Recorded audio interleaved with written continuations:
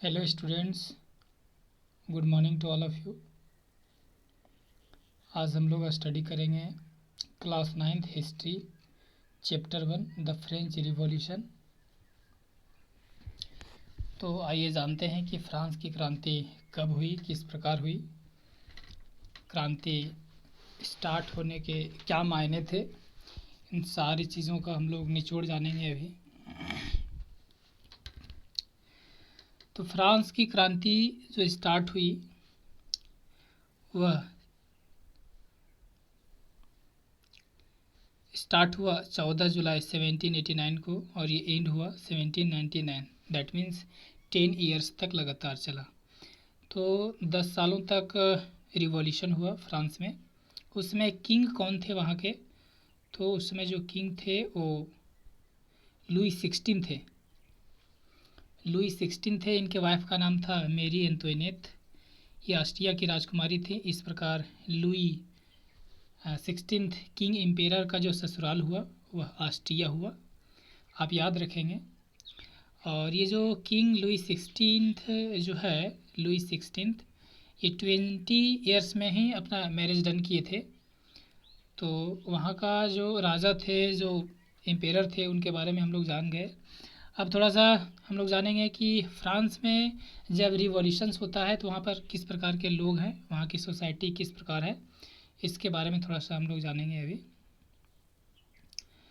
तो देखते हैं जो फ्रांस की सोसाइटी है वह कुछ इस प्रकार डिवाइडेड है। फ्रांस की जो सोसाइटी है, फ्रेंच की जो सोसाइटी है, वह 3 स्टेट में डिवाइड है। फर्स्ट स्टेट, सेकेंड स्टेट और थर्ड स्टेट। आप देख पा रहे होंगे कि फर्स्ट स्टेट में यहाँ पर क्लर्जी आते थे। क्लर्जी कहने का मतलब है कि पादरी लोग जो चर्च वगैरह में पूजा पाठ क्या करते थे, करवाया करते थे, धर्म से रिलेटेड लोगों को अवगत करवाया करते थे, वो फर्स्ट स्टेट में आते थे। सेकेंड स्टेट में आते थे नोबिलिटी, कुलीन वर्ग, राजा रजवाड़े जिसको हम कह सकते हैं। ये देख पा रहे हैं आप, नोबिलिटी, राजा रजवाड़े, इनके पास काफ़ी शान व शौकत था, मान सम्मान भी थी। तो 2 स्टेट हम लोग जान गए कि थर्ड स्टेट में लोग आते थे पुअर पीपल। यहाँ पर आप देख पा रहे हैं बिग बिजनेसमैन इसी के अंतर्गत आते थे थर्ड स्टेट में। मर्चेंट्स आते थे और कोर्ट ऑफिशियल से रिलेटेड पर्सन आते थे, लॉयर आते थे, स्मॉल पेशेंट्स आते थे, आर्टिसंस आते थे, लैंडलेस लेबर आते थे, सर्वेंट्स आते थे। तो आपको पता चल गया कि जो फ्रेंच की सोसाइटी थी उस समय वह 3 वर्गों में डिवाइडेड था, 3 स्टेट में डिवाइडेड था। फर्स्ट स्टेट में क्लर्जी, सेकेंड स्टेट में नोबिलिटी, थर्ड स्टेट में पुअर लोग, पुअर पीपल आते थे, बिग बिजनेसमैन, मर्चेंट्स आते थे, कोर्ट ऑफिशियल आते थे, लेबर आते थे, स्मॉल पेशेंट्स आते थे, आर्टिसंस आते थे, लैंडलेस लेबर आते थे, सर्वेंट्स आते थे। अब यहाँ पर थोड़ा सा और आप लोगों को हम बता दें, ये जो 2 स्टेट्स है, फर्स्ट और सेकेंड स्टेट्स, इनके पास बहुत ज़्यादा ऑनर है, बहुत ज़्यादा मान सम्मान है, बहुत ज़्यादा पैसे है, मतलब समाज में इनकी बहुत इज्जत है। और ये जो थर्ड स्टेट है, ये हमारे और आपके जैसे लोग हैं जिनका मान सम्मान बहुत कम है, मार्केट में, सोसाइटी में कोई जानता नहीं है, कोई पहचानता नहीं है।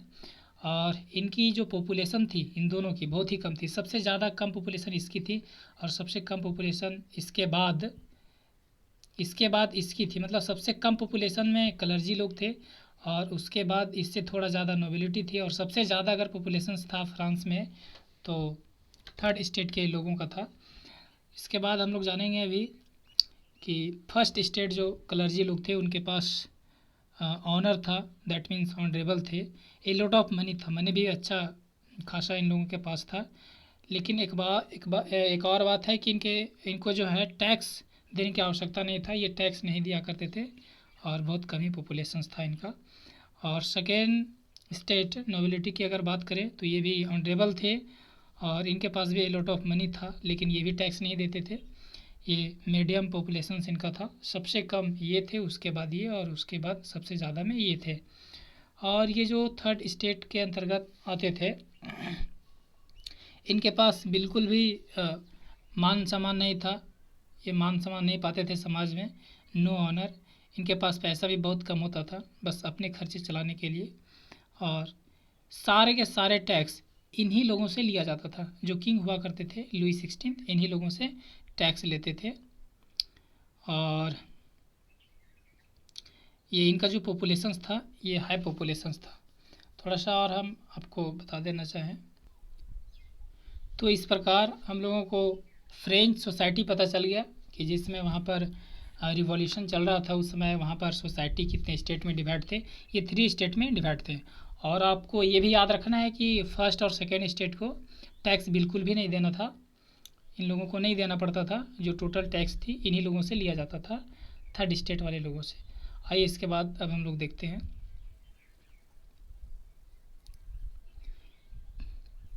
तो जो रिवॉल्यूशन हुआ फ्रेंच में, इसका मेन रीज़न क्या था? इसका मेन रीज़न था मनी। आप जैसा कि जानते हैं कहीं भी रिवॉल्यूशंस होता है, कुछ भी क्रांति होती है, कोई भी आपस में जब कन्फ्लिक्ट्स होता है तो उसका मेन जड़ पैसा ही होता है, धन ही होता है। याद रखिएगा, आप कहीं कंक्लूजन निकाल के भी देखिएगा किसी रिवॉल्यूशंस का, आपको पता चल जाएगा कि मेन जड़ पैसा होता है, धन होता है। तो फ्रांस में जो क्रांति हुई, रिवॉल्यूशन ऑफ फ्रेंच जो था, उसका भी मेन रीज़न मनी ही था। और किस प्रकार था ये भी मैं आपको बता दूं। मेन जड़ तो मेन रीज़न जो था वह मनी था। और ये टैक्स लगाया गया था थर्ड स्टेट के ऊपर, जो अनेबल थे थर्ड स्टेट टैक्स पे करने से, इसलिए रिवॉल्यूशन यहाँ पर स्टार्ट हुआ। अब हम लोग जानेंगे कि उस समय के जो किंग थे, एम्पेरर थे, वो कौन थे? लुई 16 मैंने आपको बताया। इनकी पत्नी का नाम भी मैंने आपको बताया, मेरी एंटोइनेट, ऑस्ट्रिया की राजकुमारी थी। 20 ईयर्स में लुई 16 का मैरिज हो गया था। और ये जो लुई 16 थे ये बुर्बन फैमिली से बिलोंग करते थे। बुर्बन वंश के ये एम्पेरर थे। एक बात और है कि ये जो एम्पेरर थे ये लगभग मतलब कम्प्लीटली एब्सोल्यूटिस्ट थे और फुलिश थे, मूर्ख भी थे, एब्सोल्यूटिस्ट भी थे। कहने का मतलब ये है कि एब्सोल्यूटिस्ट मैं आपको समझा देता हूँ।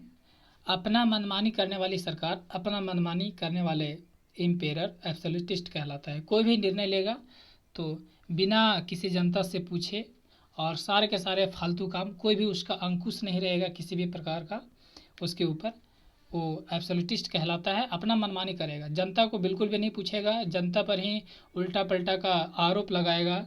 और मनमानी कहने का अर्थ ये है कि अपने मर्जी से करेगा, वो भी एक भी काम ठीक ठाक नहीं करेगा, इसके कार्य सारे के सारे फालतू होंगे, ऐसा एब्सोल्यूटिस्ट होता है। जनता के हित में कभी भी नहीं। वह राजा जो प्रजा के हित में काम ना करके सिर्फ अपने फ़ायदे के लिए करता हो, वह एब्सोल्यूटिस्ट उसको हम कह सकते हैं। इसको हिंदी मीडियम में निरंकुश बोलते हैं और फुलिश भी थे। ये बात आपको याद रखने हैं कि जो लुई 16 थे वह एब्सोल्यूटिस्ट भी थे और फुलिश भी थे। ये बुर्बन फैमिली से बिलोंग करते थे। अब मैं आपको फ्रांस का रिवॉल्यूशंस को बताने से पहले थोड़ा सा मैं आपको ले चलता हूँ ब्रिटेन और फ्रांस की कहानी। फ्रांस का रिवॉल्यूशन जानने से पहले ब्रिटेन vs फ्रांस के बारे में जानना ज़रूरी है। आप जानते हैं कि पूरे वर्ल्ड में ब्रिटेन एक पावरफुल कंट्री है और बहुत डेवलप्ड है, पहले से सभी देशों से ये डेवलप्ड है। यूरोप कंटिनेंट के अंतर्गत ये दोनों आते हैं। दोनों एक दूसरे के पड़ोसी हैं, कहा जाए तो नेबरहुड हैं ब्रिटेन एंड फ्रांस। तो पहले क्या होता था कि जब ब्रिटेन डेवलप्ड कंट्री था और फ्रांस भी था, लेकिन सबसे ज़्यादा ये था, ये थोड़ा कम था। तो ये दोनों प्रोस्पेरिटी कंट्री थे, समृद्ध देश थे, ज़्यादातर तो ब्रिटेन को कह सकते हैं। तो ये दोनों के पास अच्छा खासा धन भी था और कहा जाए तो नेवी भी था, इनके पास फोर्स भी स्ट्रॉन्ग था। तो ये लोग सोचा करते थे कि हम लोग कॉलोनियाँ बनाएंगे, दूसरे देशों में जाकर के उस पर कब्जा करेंगे, वहाँ से हम लोग धन लाएंगे और ज़्यादा हम लोग कहा जाए तो धन इकट्ठा करेंगे और हम लोग प्रॉस्पेरिटी होंगे। तो इसी मकसद से ब्रिटेन और फ्रांस जो है वह कॉलोनियाँ बनाने के चक्कर में आपस में कन्फ्लिक्ट्स होते रहते थे, लड़ाई लड़ते रहते थे। कौन कौन? फ्रांस और ब्रिटेन, ये दोनों कॉलोनियल। आप लोग समझ गए होंगे, इन दोनों में कंपटीशन चला करता था।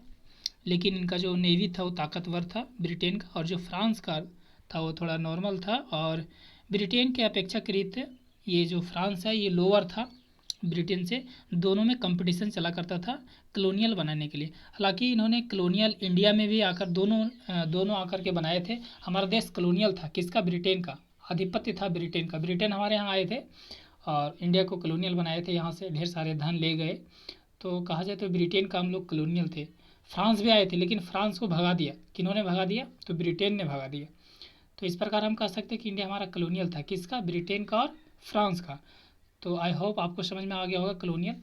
तो क्या होता था कि ब्रिटेन और फ्रांस दोनों एक दूसरे से कन्फ्लिक्ट्स होता रहता था कॉलोनियल बनाने के लिए, नहीं कि इस देश में हम बनाएंगे इस देश में हम बनाएंगे, इस प्रकार।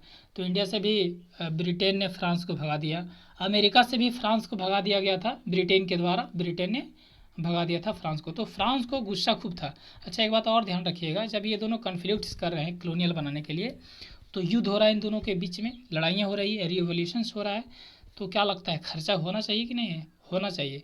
बहुत कहा जाए तो पेट भर भर के खर्चा हुआ था ब्रिटेन का और फ्रांस का, इन दोनों के बीच जो कन्फ्लिक्ट्स हो रहा था।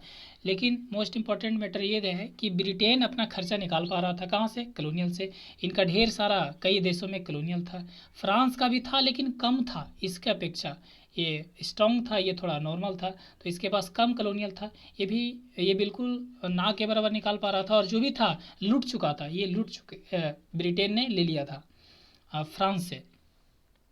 तो इस प्रकार कहा जाए तो पेट भर के इन दोनों का खर्चा हो रहा है। और ये तो अब कर्जे लेना प्रारंभ कर दिया था युद्ध लड़ते लड़ते, और ढेर सारे कर्जे ले लिया था, यह माइनस में जाने लगा था। लेकिन ब्रिटेन कुछ हद तक ठीक था। अब क्या होता है कि इन दोनों ने इंडिया को भी कॉलोनियल बनाया, अमेरिका को भी बनाया, और ढेर सारे देशों को बनाया, लेकिन ब्रिटेन ने इसको भगा दिया। मैंने आपको ये बताया। अब हम लोग बात करते हैं, तो कहा जाए तो फ्रांस और ब्रिटेन दोनों एक दूसरे का विरोधी हो चुके हैं। तो दोनों एक दूसरे का विरोधी हो चुके हैं। फ्रांस जुगाड़ में है कि कहीं हमको मौका मिले तो ब्रिटेन को रिप्रेशन करें, दबाएं उसको, हम लोग बदला लें, क्योंकि फ्रांस का इनेमी हो गया ब्रिटेन। अब फ्रांस ढूंढ रहा है, कहीं मौका के तलाश में है कि अगर हम लोगों को मिले, हमको अगर मिले कहीं मौका तो ब्रिटेन से बदला लिया जाए। अब ये ढूंढ ही रहा था, इसको मौका मिलता है। कब मौका मिलता है? तो इसको मौका मिलता है जिस समय अमेरिका फ्रीडम फाइटिंग चल रहा था, उस समय इसको मौका मिलता है। French had been defeated at many sites by the Britain। Britain के द्वारा कई जगहों पर फ्रांस हराया जा चुका था। French was trying to revenge। France बदला लेने के चक्कर में था, कहीं तलाश रहा था ये मौका कि हमको मिले। Found in America freedom fighting. अब फ्रांस मौका पाता है ब्रिटेन से बदला लेने का अमेरिका फ्रीडम फाइटिंग में। तो फ्रेंच क्या करता है कि फ्री में अमेरिका को हेल्प करता है अमेरिका फ्रीडम फाइटिंग में, ब्रिटेन के अगेंस्ट में, कि चलिए मैं आपको साथ देता हूँ, क्योंकि ब्रिटेन मेरा भी दुश्मन है, हमको भी कई कंट्रीज कई साइड से भगाया है इन्होंने, इसलिए मैं आपको साथ दूंगा, अमेरिका को साथ दूंगा। हालांकि कुछ नहीं मिलेगा, लेकिन फिर भी फ्री में ये सहायता करता है फ्रीडम फाइटिंग अमेरिका को। तो अमेरिका को तो आज़ादी मिलेगी, इसको क्या मिलेगा? कुछ नहीं। और जो पैसा जो बचा है इसके पास, सारे के सारे खर्च हो रहे हैं, और दुनिया भर का जो कर्जा ले रखा है हमें फ्रांस ने, ये भी इसका कहीं ना कहीं इंटरेस्ट चल रहा है। तो ये बिल्कुल बुरी तरह से फंस रहा है फ्रांस। और इस प्रकार से अब क्या होता है कि French help America for freedom fighting, finally America become freedom, और अमेरिका जो है वह फ्रीडम हो जाता है। हेल्प ऑफ फ्रेंच की मदद से अमेरिका आज़ाद हो जाता है। लेकिन अब फ्रांस को क्या मिला? कुछ नहीं। ये अब वापस अपना देश चला जाता है, फ्रांस चला जाता है। और फ्रांस आता है तो आपको पता है कि फ्रांस के अभी क्या सिचुएशन है, क्या पोजीशन है, वहाँ के सोसाइटी कितने स्टेट में डिवाइड है? 3 स्टेट में डिवाइड है। अब ये करेगा क्या? ये अपना कर्जा कैसे चुकाएगा? क्या कोई ऑप्शन है इसके पास कर्जा चुकाने का? देखा जाए ये आखिर क्या सोचता है। तो हम लोग देखेंगे कि बट फ्रांस गोट नथिंग, ये अमेरिका को हेल्प करने में कुछ नहीं पाया, रिटर्न फ्रांस आ जाता है। लेकिन अब जो है लुई सिक्सटीन्थ फाउंड स्टेट्स, ये बहुत तनाव महसूस करता है कि सारे युद्ध हम हार गए, कॉलोनियल मेरा छिन गया, और बहुत सारे कर्जे हो गए हैं। बर्डन ऑफ मेनी लोन, इनके पास ढेर सारे लोन भी हो गए थे, burden of many loans, increased high population, अब फ्रांस में आबादी भी काफ़ी बढ़ रही है और भी स्टेट है इसके पास, क्रॉप फेल्यूर हो गया है, third state unable to get food properly, जो थर्ड स्टेट वाले लोग हैं जिनकी पॉपुलेशन अधिक है वो अच्छी तरह से खाना नहीं खा पा रहे हैं क्योंकि क्रॉप फेल्यूर हो गया है और पॉपुलेशन इंक्रीज हो गया है, उधर आपका कोष भी खाली है राजा का और बहुत सारा बर्डन है लोन का। आप सोच सकते हैं कि क्या स्थिति है। लेकिन एक बात और है, मैंने आपको बताया कि जो फ्रांस की पॉपुलेशन है, जो जनता है वहाँ के जो पब्लिक है वह 3 स्टेट में डिवाइड है। मैंने आपको बताया कि फर्स्ट स्टेट में क्लर्जी, सेकेंड स्टेट में नोबिलिटी और थर्ड स्टेट में आम जनता, हमारे और आपके जैसे। मैंने आपको ये भी बताया कि फर्स्ट स्टेट और सेकेंड स्टेट वाले को टैक्स पे नहीं करना पड़ता है, ओनली थर्ड स्टेट वाले लोगों को टैक्स पे करना पड़ता है। स्टेट फर्स्ट और स्टेट सेकेंड वाले अभी भी मज़ा कर रहे हैं, अभी भी मज़ा कर रहे हैं, एंजॉय कर रहे हैं, इनके पास पैसा है काफ़ी सारा। अभी आप देख पा रहे होंगे लॉकडाउन की स्थिति है, जिनके पास पैसा ज़्यादा है, जो अमीर लोग हैं अभी भी मज़ा करें, उनको कोई तकलीफ़ नहीं है। और जो गरीब लोग हैं, जो रोज़मर्रा की ज़िंदगी में कमाते खाते, उनको बहुत तकलीफ़ चल रहा है, आप महसूस कर सकते हैं। तो उसी प्रकार अभी देश के सामने संकट है, फ्रांस के सामने संकट है। क्या चीज़ का संकट है? Many loan, increased high population, crop failure, third state unable to get properly food. अब इस सिचुएशंस में भी फर्स्ट और सेकेंड स्टेट वाले मज़े कर रहे हैं। बताइए आखिर किस प्रकार का वहाँ पर विधि व्यवस्था थी। अब क्या होता है कि no Louis 16 increased again tax on 5 मई 1789। अब लुई क्या करता, इनके पास कोई ऑप्शन नहीं था, एक ही ऑप्शन था कि टैक्स बढ़ाओ और टैक्स बढ़ाओ और थर्ड स्टेट से टैक्स वसूलो और कर्जा भरो, जो लोन है भरो। लेकिन आएगा कहाँ से? कहा जाता है कि आप एक ही चीज़ से खूब निकालना चाहेंगे, बहुत ज़्यादा निकालना चाहेंगे तो कहाँ से निकाल पाएंगे? ये भी थर्ड स्टेट वाले जो लोग थे, ये भी तो मानव ही हैं, ये पैसा कहाँ से लाएंगे? ये तो खुद खर्चा नहीं निकाल पा रहे हैं अपना। अब यहाँ पर कन्फ्लिक्ट्स होता है। क्या कन्फ्लिक्ट्स होता है? तो 5 मई 1789 1789 को लुई 16 द्वारा टैक्स बढ़ा देते हैं। लेकिन यहाँ पर तो लोग अपना खर्चा नहीं निकाल पा रहे हैं, तो टैक्स कहाँ देंगे? But third state unable to pay taxes, excuse, माफ़ी चाहता है, बोलता है कि हम लोग ऐसा नहीं कर पाएंगे, हम लोग को अब कॉन्स्टिट्यूशन चाहिए, आप अन्याय कर रहे हैं। ये इम्पेयर जो है उनको मना कर देते हैं और बोलते हैं कि हमें कॉन्स्टिट्यूशन चाहिए, हम लोग अब बिल्कुल भी नहीं देंगे टैक्स। अब क्या होता है यहाँ पर, सेकेंड स्टेट और जो फर्स्ट स्टेट है मेकिंग मेरी ड्यूरिंग बैड सिचुएशन, ख़राब स्थिति है फ्रांस की, फिर भी मज़े कर रहे हैं। कौन कौन? सेकेंड स्टेट और third state, sorry first state और सेकेंड स्टेट दोनों मज़े कर रहे हैं, थर्ड स्टेट को यहाँ पर भुगतना पड़ रहा है। अब होता क्या है, but use to pay taxes by third state. आपको पता है कि थर्ड स्टेट के द्वारा ही टैक्स पे किया जाता था और इन्हीं को अभी बहुत ही ज़्यादा कहा जाए तो परेशानियां महसूस हो रही है। सो स्टार्ट रिवॉल्यूशन, और इसीलिए रिवॉल्यूशन स्टार्ट होता है। ये थर्ड स्टेट वाले जो लोग हैं वह रोड पर आ जाते हैं और रोड शो करते हैं किंग के अगेंस्ट में, एम्पेयर के अगेंस्ट में, और डिमांड करते हैं। क्या डिमांड करेंगे ये लोग? Constitution according to Britain. तो ये जो थर्ड स्टेट वाले लोग हैं ये कहते हैं कि हमको संविधान चाहिए, हम लोगों को कॉन्स्टिट्यूशन चाहिए जिस प्रकार ब्रिटेन में है, वहाँ पर राजा भी राज करता है और कॉन्स्टिट्यूशंस भी है, दैट मीन्स मोनार्कियल कॉन्स्टिट्यूशंस है, हम लोगों को भी वही चाहिए। ये लोग डिमांड कर दिए। लेकिन ये जो आपका लुई 16 है वह डिने कर देता है, मना कर देता है कि नहीं देंगे, अब तो दंगा होना ही होना है। अब ये थर्ड स्टेट वाले लोग बस अपना शुरुआत कर देते हैं। अब आगे क्या होता है देखते हैं हम लोग। अब यहाँ पर अटैक होता है। ये जो थर्ड स्टेट वाले लोग हैं, फ्रांस के लोग, ये अटैक करते हैं। कहाँ कहाँ अटैक करते हैं? बास्तिल किला में अटैक करते हैं, वर्साली में स्टार्ट करते हैं, और इस तोड़ा भी जाता है, वहाँ के दरबारी को मारा भी जाता है जान से।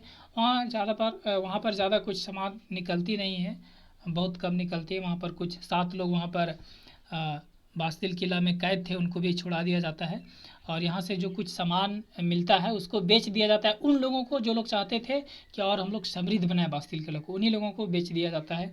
और बहुत है यहाँ पर रोड पर निकल आए लोग, राजा के प्रति पूरा कन्फ्लिक्ट्स हो रहा है एम्पेयर के प्रति। अब आगे क्या होता है, king was caught to write constitutions. अब तो राजा को पकड़ लिया गया, अब तो आपको कॉन्स्टिट्यूशंस लिखना ही होगा। लुई 16 परेशान, अब करें से करें क्या। जो पड़ोसी देश है उनको पता चला कि वहाँ के फ्रांस में जो जनता है, जो आम जनता है, वह अराजकता फैला चुकी है, वहाँ पर दंगे हो रहे हैं, वहाँ पर रिवॉल्यूशन स्टार्ट हो गया है। तो अदर देश वाले करे क्या, अब इनको पकड़ के कॉन्स्टिट्यूशंस लिखाया जा रहा है, तो क्या लिखता है क्या क्या लगता है आपको कि लुई 16 को पकड़ करके संविधान लिखाया जा रहा है तो ये कुछ नहीं करेगा? करेगा, कुछ तो करेगा, हाथ पाँव तो कम से कम मारेगा। भागने की भी कोशिश करता है लुई 16, लेकिन इनको भागने नहीं दिया जाता है। इन्होंने कॉन्स्टिट्यूशंस इनके द्वारा लिखवाया जा रहा है। तो इस कॉन्स्टिट्यूशंस में एक और बात सामने आती है कि महिलाओं को राइट नहीं था, but no right to vote womens, महिलाओं को राइट नहीं दिया गया था कॉन्स्टिट्यूशंस के अकॉर्डिंग। अब थोड़ा और हाथ पैर आगे मारता है लुई 16। ये क्राइम करता है, चिल्लाता है, पुकारता है अन्य देशों को कि आइए मेरा मदद करिए, हमारी देश की जनता अराजकता फैला दी है और हमें मारने पर तुले हैं, टैक्सेस नहीं देना चाहते हैं, बहुत दंगे हो रहे हैं।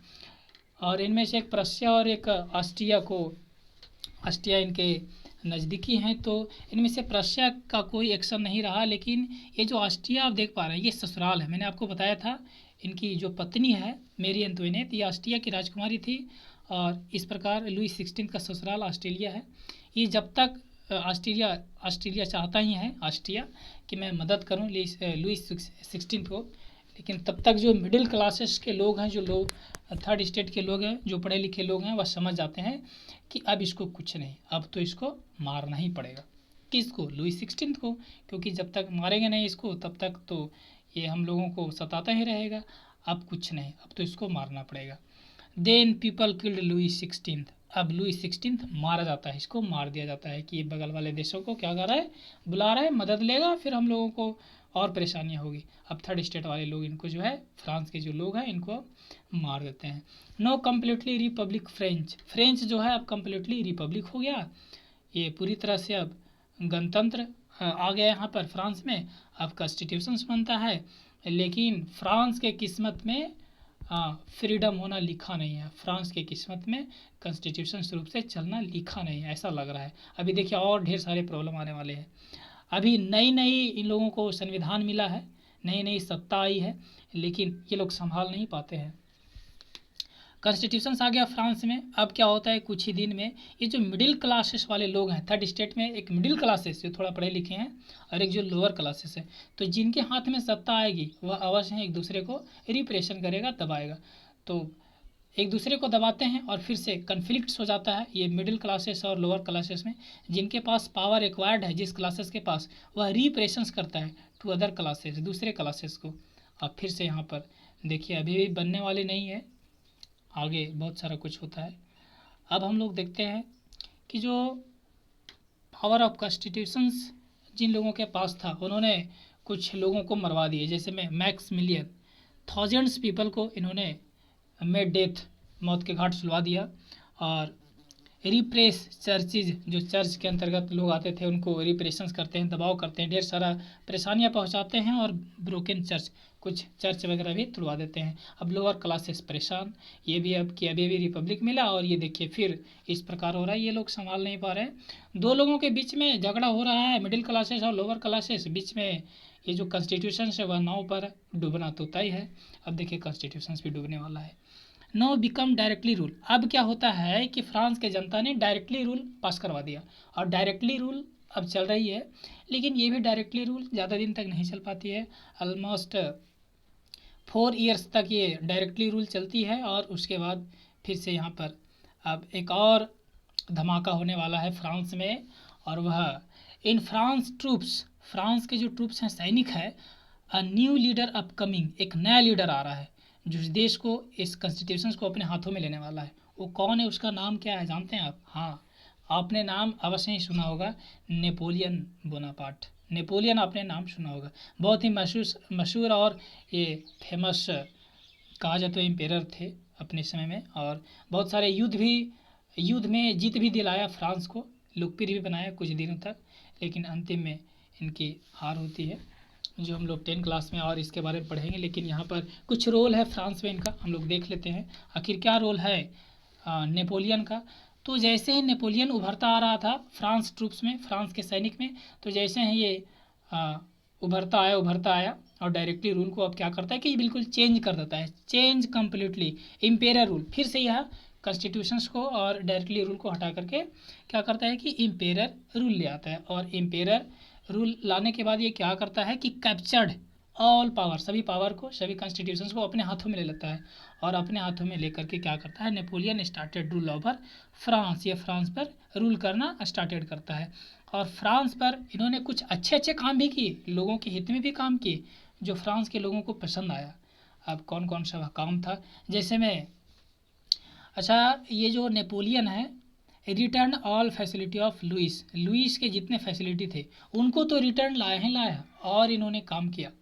जैसे में इन्होंने काम किया, मेक चर्चेज, जो जो चर्च तुड़वा दिए गए थे उनको बनवाया गया। एबोलिश एक्स्ट्रा एसेट्स, उन सभी अधिकारों को ख़त्म कर दिया गया। जो उच्च कोटि वाले लोगों को ज़्यादा अधिकार था, उनके पास ज़्यादा पावर था, उनको एबोलिश कर दिया गया, समाप्त कर दिया गया। और उन सभी गरीब लोगों को, लोगों का जो संपत्ति था, जो एसेट्स था, उनको सिक्योर किया गया। कुछ और इन्होंने ढेर सारे ऐसा परिवर्तन किया, चेंजेस किया, जो लोगों को भाया, अच्छा लगा फ्रांस के लोगों को काफ़ी हद तक। और इन्होंने अब फ्रांस को एक्सपेंशन करना शुरू कर दिया। फ्रांस में रहने के अलावा इन्होंने, इनका ये चाहता था कि फ्रांस को और प्रॉस्पेरिटी बनाए, समृद्ध बनाए, तो अन्य देशों को क्या करना होगा, अन्य देशों को अपने में मिलाना होगा, व्यापार करना होगा। ढेर सारा इनके विचार, इनके मन में विचार आया और इन्होंने काम भी किया। और अब क्या होता है, मैनी इश्यूज़, ये जो नेपोलियन है मैनी इश्यूज़ करता है लाइक पीपल्स के हित में, और ढेर सारा राज्य को, स्टेट को, रीजन्स को इन्होंने जीतता है। और अब फाइनली क्या होता है कि 1799 में ये जो रिवॉल्यूशन है वह एंड कर जाता है। और 1799 से 1815 तक, ये 1815 तक नेपोलियन का टाइम रहता है। और नेपोलियन तहलका मचाता है, ना सिर्फ फ्रांस में, इनका और बहुत बड़ा बड़ा स्टोरी है। इन्होंने कई देशों पर हमला किया और फ्रांस को जीत दिलाई। और वियना की संधि होती है यहाँ के बाद, जो हम लोग 10 क्लास में पढ़ेंगे, अभी हम लोग इतना ही पढ़ेंगे। कंक्लूजन क्या निकलता है कि नेपोलियन जो था इम्पेयर, यह बहुत बढ़िया था, बेस्ट था, किसके अपेक्षा, लुई 16 की अपेक्षा। लुई 16 ऐसे भी 20 ईयर्स ओल्ड था, मेरी अंतोनेट से मैरिज किया था, और ये एब्सोल्यूटिस्ट था। कौन, लुई 16। बट ये नेपोलियन जो था वह एब्सोल्यूटिस्ट नहीं था, ये कुछ कारगर था। कहने का मतलब ये है कि बेटर था नेपोलियन किसके अपेक्षा में, लुई 16 की अपेक्षा में। चलिए चैप्टर यहीं कम्प्लीटली एंड होता है। 9 क्लास का history chapter 1 revolutions of France ये कंप्लीट होता है, ये एंड होता है। थैंक यू इस तरह से आपको बने रहने के लिए। अब इसका क्वेश्चन आंसर भी आप देखें। At last